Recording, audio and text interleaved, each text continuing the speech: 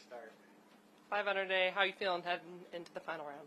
Yeah, pretty tired. That was a long round. Feeling good about it. Kind of a fast start. Had to tap in on one, and then kind of slow in the middle of the front nine. And I think I had 2 or 3 birdies in a row to kind of get things rolling. Like the first day, I mean, the wind started picking up when we were on 10. Started blowing pretty good, and definitely changes a little bit. Changes the mode from being super aggressive to you don't know how much the wind's going to affect it at this altitude, so it makes it a little more difficult. But I navigated it pretty well and made some really good 6-7 footers out there. The greens were getting a little chewed up with all the play, but ended up holding some good putts and feel good about it. I think I'm going to be 2 shots back, and really anything can happen out here. Somebody's going to go low tomorrow. I'm going to keep the same mindset of being aggressive and go and see how many birdies I can make. Yeah, obviously winning is on the mind, of course, but knowing what's at stake with the FedEx Cup Fall and getting into the signature events, going into the fall season, how much of that was on your mind, knowing what was at stake for you, trying to get into those? A little bit. I mean, I just love playing those tournaments. I love playing Pebble Beach last year. I love playing Riviera. So it's more about I don't want to miss out on some of those big events.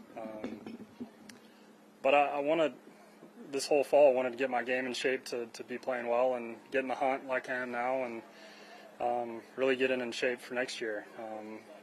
Been working on it pretty hard, and it's fun being in the mix. I mean, I love playing tournament golf, and I love those butterflies on every day and trying to win golf tournaments. It's a lot of fun, and I love that's why I wanted to play here. Is there anything in particular this week that has shown up for you, maybe as opposed to the last 2 weeks? I know Procore and Sanderson missing the cut there. Yeah, I had my coach caddy for me at the Procore.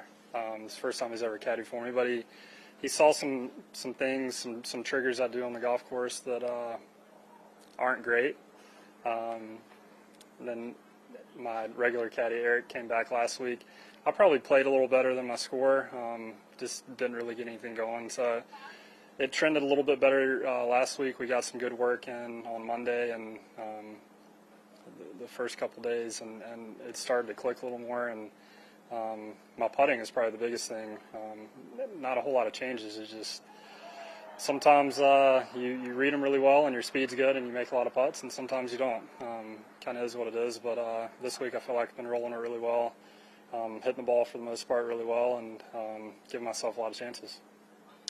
Going back, I think it was 3 seasons where you win the team event with Kuchar, you play lights out in Naples, and you have the 2 victory season on tour.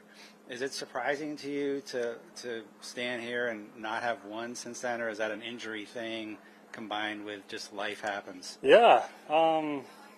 I mean, I think I had surgery early 2022, and it definitely takes a while to get back into tournament shape. I feel like I was decently close to the PGA this year, had a good first 2 or 3 days. But yeah, winning's hard. I don't care what tournament you're playing in on the PGA Tour. There's a lot of good guys out here. There's a lot of guys that are very hungry to win. You've got everybody from veterans out here to the young guys just coming up, like Matt McCarty, who had won 3 times in the Korn Ferry this year. I played with him last week. He's a really good player and obviously knows how to win. So yeah, winning on the PGA Tour is hard, and when you get the chances, you gotta take them. When you see a young guy like that coming up, who you hadn't even really thought that much about, is there a part of you that kind of goes, "Oh, brother"? Well, I mean, I know how good and how competitive the Korn Ferry Tour is. It's just a matter of time before those guys get out here and play good golf. I mean, just the depth in golf in general is unbelievable. I see it with guys, the younger guys moving to Sea Island every year. It just keeps me hungry to stay up with them and to keep playing and to keep working hard. I mean, I'm 35. This is my 13th season on the tour, and I feel like I work as hard now as I did when I was 22. Did Patton inspire you winning the Procore at all? Of course. I love seeing my friends win. I know how hard he's been working, and realizing his talent and his ability finally. You just go through ups and downs in this game, and I'm glad he found some stuff that worked, and I know how good of a grinder he is and how much he loves to win, and it was awesome to see. You're not hugging trees out there? I'm not doing any tree hugging. I think he has some good techniques going. I've definitely noticed a difference in him when we're playing money games back home, and really just life in general. I think he's in a good spot right now. It's good you're not hugging trees. There aren't very many. Yeah, There aren't any out here. hugging rocks out here. Yep. As Steven Yeager walks by, I know you guys went to high school together. Just wondering if there's been any friendly banter between you guys this week. Will there be, now that you guys are both really in the hunt? I mean, I really haven't seen him a whole lot this week.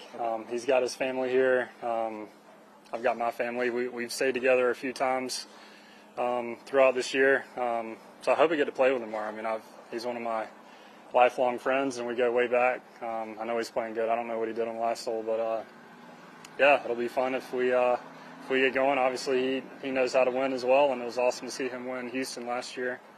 So it's awesome to see him playing well.